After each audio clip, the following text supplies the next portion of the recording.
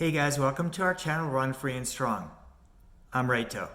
In the past two videos, Helga and I shared our experience running together.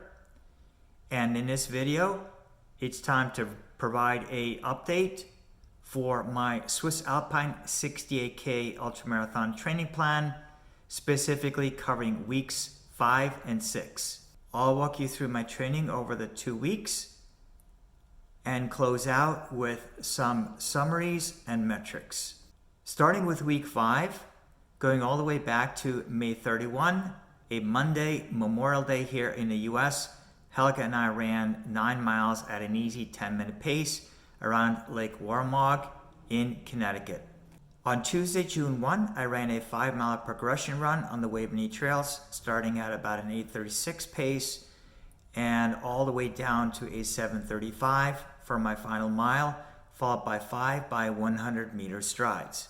Wednesday, June 2nd was a really great double, starting with a 12-mile progression run in the morning at an average 8:29 mile pace, followed by an 8-mile progression run in the afternoon at a 7:55 mile pace, with the final 3 miles at 7:43, 7:31, and 7:24.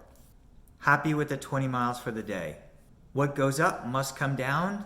After a great Wednesday, had a not so great Thursday, struggled to complete my run, ended with 3 miles, and redeemed myself a little bit with 5 by 100 meter strides. I was a little bit frustrated with myself, so ran the strides pretty hard at a 4:59 average mile pace for the strides. Friday, June 4th was my second double of the week with a easy 5-mile run on the Waveney Trails in the morning and an 8-mile run on the technical trails at Trout Brook Valley in the afternoon. The Trout Brook Valley run included more than 1,500 feet of vert. On Saturday, June 5th, I ran my third double of the week with a 10-mile easy run on the Waveney Trails in very hot and humid weather, followed by 4 miles again on the Waveney Trails in the afternoon, still hot and humid, at a slightly faster 8:29 pace. I finished week 5 on Sunday, June 6th with an Appalachian Trail run, a little bit more than 9 miles and more than 2,700 feet of vert. Again, brutal, hot, humid out, struggled, was totally awesome and got it done.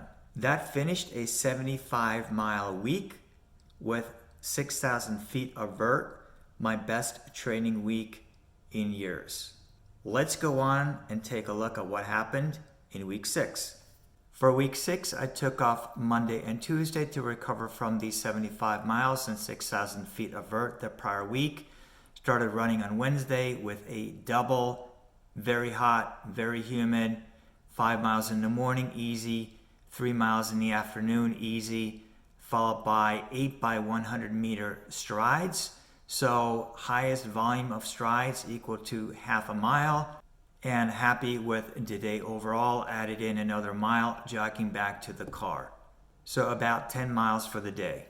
On Thursday, June 10th, ran another double back to back on 2 consecutive days with 3 miles in the morning, easy, 6 miles in the afternoon, easy, for 9 miles on the day.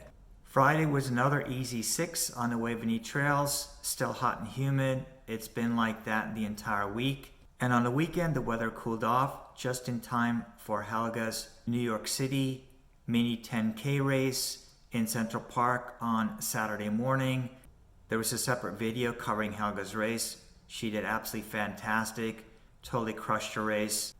I ran around the course a little bit, so about 3 3/4 miles for the day.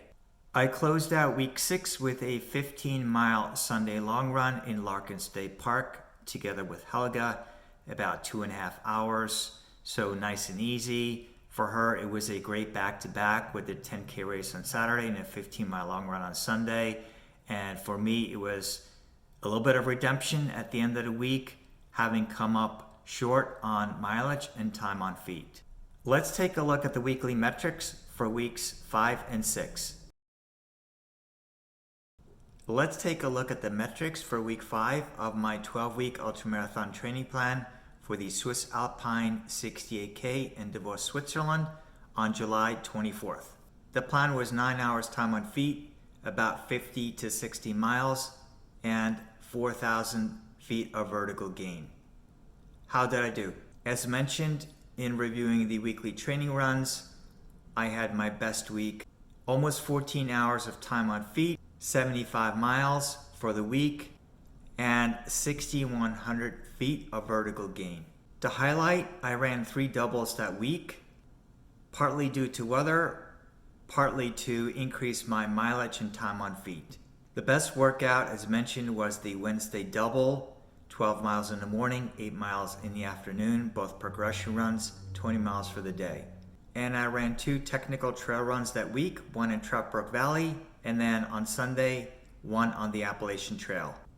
Week 6 was a little bit of a down week, not planned that way.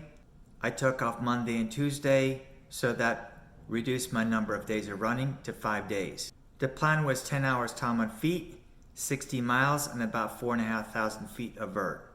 I fell short across the board with about 7.5 hours time on feet, 45 miles, and a very measly 1,300 feet.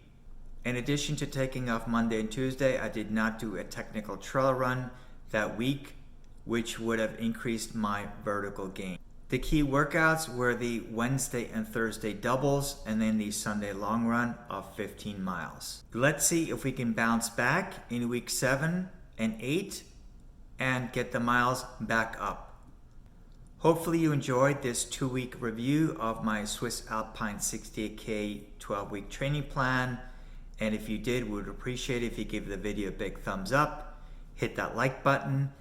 If you're new to the channel, Helga and I would appreciate if you subscribe to follow our journeys. We'll be covering Helga's journey training for the New York City Marathon on November 7th, 2021.